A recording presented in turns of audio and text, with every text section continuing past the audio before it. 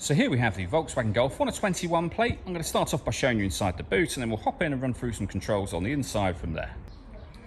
As we approach the back of the car, you can see we have reversing sensors, plenty of boot space as well, along with that 60/40 split folding rear seat should you wish to increase this space even further.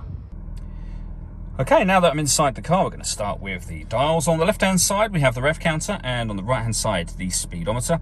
In the middle, you can see the total miles for the car.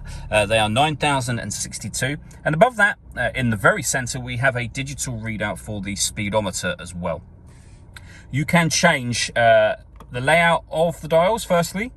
So there's lots of different layouts that you can go for, depending on which one you like. Some are very minimal, as you can see.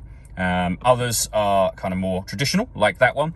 And within each one of these options, you can change the information that's displayed as well. So for example, down through the middle there, you might want the time and date, for example. When you do that, you'll notice you get a digital readout for the speedometer over on the right-hand side.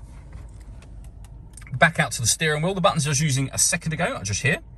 That button will turn on the heated steering wheel. We have stereo controls, which continue over on the left-hand side, along with cruise control.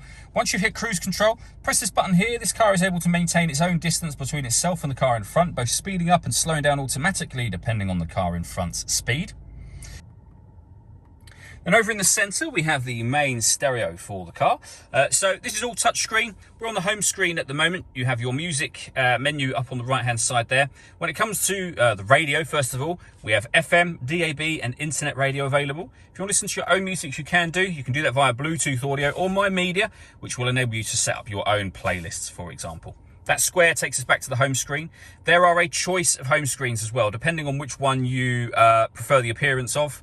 And you can swipe through those as you see fit. We'll come back in a moment to show you the navigation, which is just starting up as I've only just started the car. Beneath that, we have the volume for the stereo. We have passenger temperature adjustable both up and down here, and the same for the driver. You can back out slightly from the stereo system just there, and you can see these four buttons. They will, if you give them a push, so you've got assist, for example, will give you assist systems on that main screen. Your parking menu will open up your reversing camera, as you can see. Your climate control menu, you can turn the air conditioning on, so it's on right now, and off from there. You can adjust the temperature.